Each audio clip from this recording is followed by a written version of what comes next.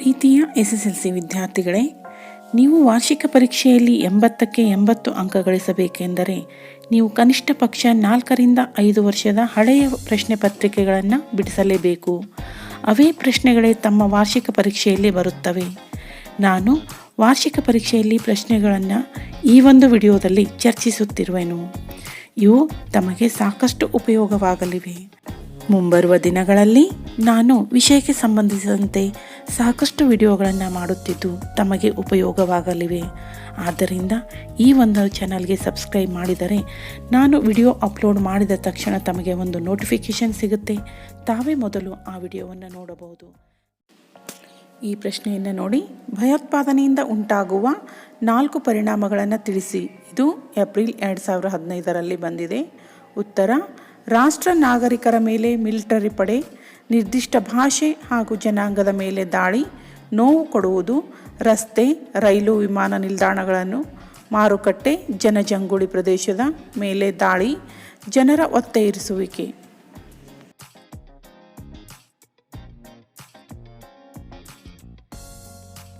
ಈ ಒಂದು ಪ್ರಶ್ನೆ ಜೂನ್ 2015, ಏಪ್ರಿಲ್, ಜೂನ್ 2017ರಲ್ಲಿ ಬಂದಿದೆ.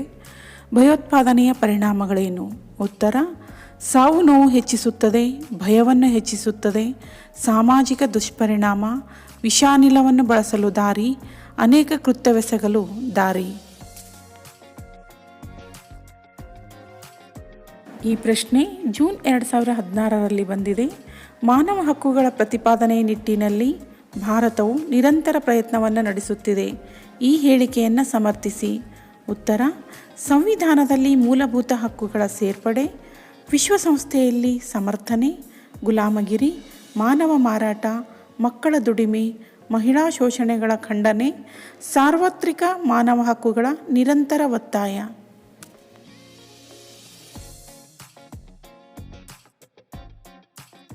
ಈ ಒಂದು ಪ್ರಶ್ನೆ ಏಪ್ರಿಲ್ 2018ರಲ್ಲಿ ಬಂದಿದೆ. ಮಾನವ ಹಕ್ಕುಗಳ ಪ್ರತಿಪಾದನೆಯಲ್ಲಿ ಭಾರತ ಪ್ರಮುಖ ಪಾತ್ರ ವಹಿಸುತ್ತಿದೆ. ಸ್ಪಷ್ಟೀಕರಿಸಿ.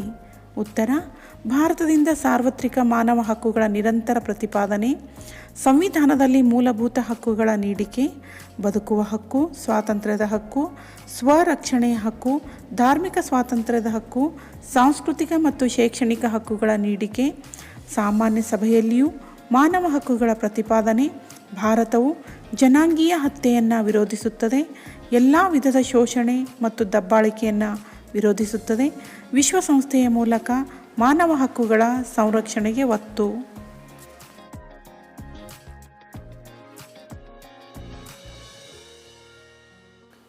ಈ ಒಂದು ಪ್ರಶ್ನೆ ಜೂನ್ 2022ರಲ್ಲಿ ಬಂದಿದೆ.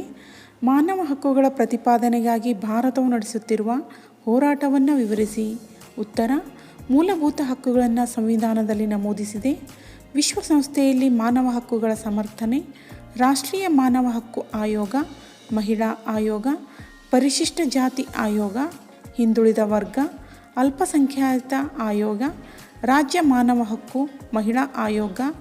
ಈ ಎಲ್ಲ ಆಯೋಗಗಳ ರಚನೆ ಮೂಲಕ ಭಾರತವು ಮಾನವ ಹಕ್ಕುಗಳ ಪ್ರತಿಪಾದನೆಗಾಗಿ ಹೋರಾಟ ಮಾಡುತ್ತಿದೆ.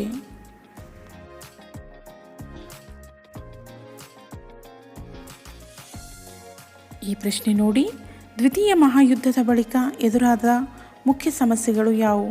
ಇದು ಮಾದರಿ ಪ್ರಶ್ನೆ ಪತ್ರಿಕೆ 2022ರಲ್ಲಿ ಬಂದಿದೆ. ಉತ್ತರವನ್ನು ನೋಡೋಣ. ಮಾನವ ಹಕ್ಕುಗಳ ನಿರಾಕರಣೆ, ಶಸ್ತ್ರಾಸ್ತ್ರಗಳ ಪೈಪೋಟಿ, ಆರ್ಥಿಕ ಅಸಮಾನತೆ, ವರ್ಣಭೇದ ನೀತಿ, ಭಯೋತ್ಪಾದಕತೆ. ಇವು ದ್ವಿತೀಯ ಮಹಾಯುದ್ಧದ ಬಳಿಕ ಎದುರಾದ ಮುಖ್ಯ ಸಮಸ್ಯೆಗಳಾಗಿವೆ.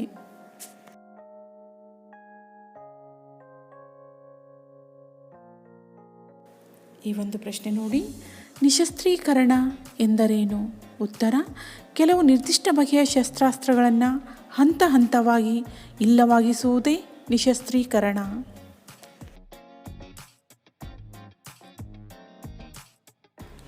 ಸಂಪೂರ್ಣ ನಿಶಸ್ತ್ರೀಕರಣ ಸಾಧ್ಯವಿಲ್ಲ. ಏಕೆ? ಉತ್ತರ: ಪ್ರತಿಯೊಂದು ರಾಷ್ಟ್ರಕ್ಕೂ ತನ್ನದೇ ಆದ ರಕ್ಷಣಾ ವ್ಯೂಹ ಅತ್ಯಗತ್ಯವಾದುದರಿಂದ ಸಂಪೂರ್ಣ ನಿಶಸ್ತ್ರೀಕರಣ ಸಾಧ್ಯವಿಲ್ಲ.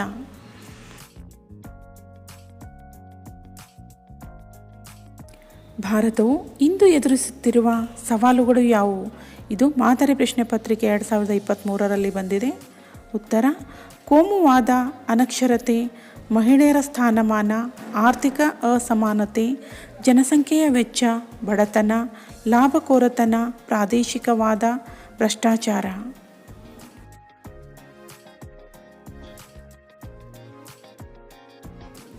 ಈ ಒಂದು ಪ್ರಶ್ನೆಯನ್ನು ನೋಡಿ. ಭಯೋತ್ಪಾದಕ ನಿಗ್ರಹಕ್ಕೆ ಕೈಗೊಂಡಿರುವ ಕ್ರಮಗಳನ್ನು ಪಟ್ಟಿ ಮಾಡಿ. ಉತ್ತರ: ಭಾರತ ತನ್ನಲ್ಲಿ ಮತ್ತು ಅನ್ಯರ ನೆಲದಲ್ಲಿ ನಡೆಯುವ ಭಯೋತ್ಪಾದಕತೆಯನ್ನು ತೀವ್ರವಾಗಿ ವಿರೋಧಿಸುತ್ತದೆ. ಭಯೋತ್ಪಾದಕ ನಿಗ್ರಹ ದಳದ ರಚನೆ, ರಕ್ಷಣಾ ಪಡೆಗಳನ್ನು ಉಗ್ರಗಾಮಿಗಳ ವಿರುದ್ಧ ಕಾರ್ಯಾಚರಣೆಗೆ ಬಳಸಲಾಗುತ್ತದೆ. ಶಾಂತಿಪ್ರಿಯವಾದ ಭಾರತ ಭಯೋತ್ಪಾದಕತೆಯನ್ನು ವಿರೋಧಿಸುತ್ತದೆ.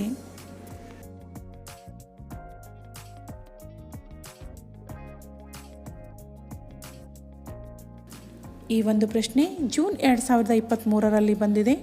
ವಸಾಹತುಶಾಹಿ ಆಳ್ವಿಕೆಗೆ ಒಳಪಟ್ಟ ಆರ್ಥಿಕವಾಗಿ ಹಿಂದುಳಿದ ರಾಷ್ಟ್ರಗಳ ಪ್ರಮುಖ ಲಕ್ಷಣಗಳಾವು? ಉತ್ತರ: ಆಹಾರದ ಕೊರತೆ, ನಿರುದ್ಯೋಗ, ಬಂಡವಾಳದ ಕೊರತೆ, ಅಪೌಷ್ಟಿಕತೆ, ತಾಂತ್ರಿಕತೆ ಇಲ್ಲದಿರುವುದು, ಆರೋಗ್ಯ ಸೌಲಭ್ಯದ ಕೊರತೆ, ಉನ್ನತ ವ್ಯಾಸಂಗದ ಅವಕಾಶಗಳ ಕೊರತೆ, ಕಡಿಮೆ ತಲಾದಾಯ.